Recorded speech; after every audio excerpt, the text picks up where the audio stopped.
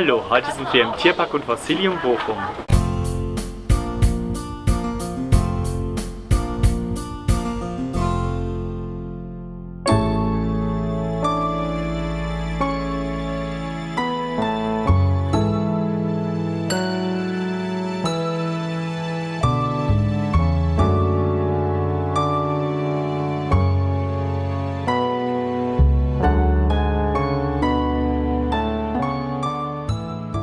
In diesem Jahr freuen wir uns besonders über unseren Seehund-Nachwuchs. Wir haben 3 weibliche Tiere nachgezogen. Das erste Jungtier kam Ende Juni zur Welt und die anderen 2 folgten dann in der nächsten Woche bzw. in der übernächsten Woche.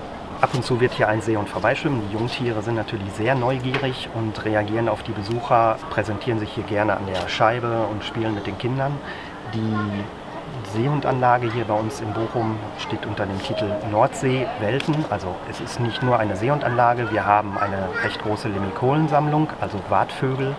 Wir haben Pinguine, die zwar nicht in die Nordsee gehören, aber der Lebensraum, nämlich das Meer, ist natürlich für beide Tierarten recht wichtig. Und für die Besucher hier in Bochum und in NRW im Ruhrgebiet ist es halt eine schöne Möglichkeit, so einen kleinen Kurzurlaub an der See zu machen, indem sie uns halt besuchen. Wir haben ein männlichen Seehund und 4 Damen dazu. Der Ole ist recht, schon begierig, was die Fortpflanzung angeht. Deshalb haben wir in diesem Jahr, wie gesagt, 3 weibliche Tiere bekommen. Die Tragzeit bei Seehunden beträgt 11 Monate und die Jungtiere kommen dann im Sommer zur Welt. Aktuell, so seit etwa 2 Wochen, fressen die Jungtiere selbstständig Fisch. Es gibt bei den Seehunden nur eine relativ kurze Zeit, wo die Mutter das Jungtier säugt. Das ist so etwa zwischen 4 bis 6 Wochen. Danach produziert die Mutter keine Milch mehr, beziehungsweise entzieht sie dem Jungtier die Milch, sodass der Seehund halt nach 6 Wochen spätestens relativ selbstständig essen muss. Bei uns hat es in diesem Jahr sehr gut funktioniert mit der Selbstständigkeit. Die Jungtiere lernen natürlich dann von den Elterntieren Fisch zu essen. Am Anfang sieht das immer ein bisschen komisch aus, weil der Fisch, meistens gibt es so kleine Sprotten, für die kleinen Seehunde erstmal, es wird eher spielerisch so ein bisschen drauf rumgekaut und dann merkt man, dass das ja doch irgendwie schmeckt. Und dann ist halt das Wichtige, um diesen nächsten Schritt zu gehen, dass das See- und Jungtier den Fisch richtig rumlegt, nämlich mit dem Kopf in den Rachen hinein und dann sauber abschlucken kann. Das sieht immer komisch aus, weil der Fisch irgendwie schräg aus dem Maul rausguckt und dann ab und zu wird es halt zerbissen und ein Stück aufgenommen. Aber wie gesagt, in diesem Jahr ging es relativ schnell mit der Selbstständigkeit der Jungtiere. Seehunde können bis zu einer halbe bis dreiviertel Stunde lang die Luft anhalten. Und das sieht man hier auch ganz regelmäßig, dass die Seehunde bei uns auf dem Grund liegen, teilweise auf der Seite, teilweise in einer komischen Körperhaltung, sodass Besucher regelmäßig besorgt unsere Tierpflege ansprechen, weil der Seehund möglicherweise tot im Becken liegt, was eben nicht so ist, sondern sie können wirklich ziemlich lange die Luft anhalten und ruhen sich einfach quasi aus am Beckenboden. Seehunde können die Nasenlöcher verschließen und deshalb ist auch häufig eine Besucherfrage, deshalb fließt denen kein Wasser in die Nase, wenn sie auf dem Rücken schwimmen oder senkrecht irgendwie im Wasser mal treiben oder den Kopf nach oben legen. Der Kleine spielt mit den Luftblasen, die er produziert hat. Das Na.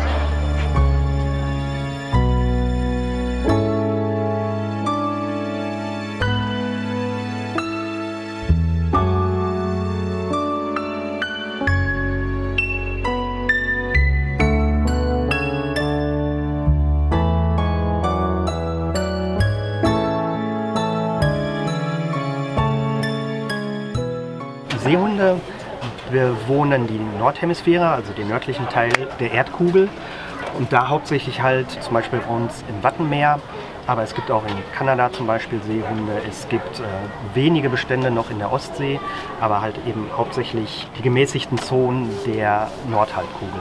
Und bei Seehunden ist es so, vor allem die Tiere, die bei uns im Wattenmeer leben, dass sie bevorzugt Sandbänke aufsuchen während der Ebbe, also Niedrigwasserzeit. Und das ist die einzige Möglichkeit für die Jungen quasi von den Muttertieren Milch aufzunehmen. Also die Mutter legt sich dann auf eine Sandbank und die Jungtiere haben halt dann die Möglichkeit zu säugen.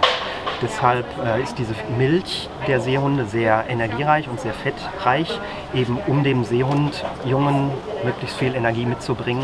Denn wie gesagt, es gibt immer nur 6 Stunden, wo das Säugen halt möglich ist.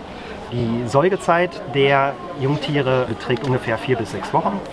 Und in diesen 4 bis 6 Wochen nehmen die Jungtiere halt so viel Gewicht zu, dass sie quasi eine Zeit lang dann auch selbstständig, falls das mit der Fischaufnahme noch nicht so klappt, auch ohne Muttermilch zurechtkommen. Also die haben eine richtig dicke Fettschicht, die sich in den 4 bis 6 Wochen wirklich angetrunken wird. So ein Jungtier hat so circa 8 Kilo, wenn es zur Welt kommt. Wenn man unsere Kleinen jetzt hier sieht, dann würde ich sagen, so geschätzt haben die mittlerweile um die 30 Kilo zugenommen. Gefühlt.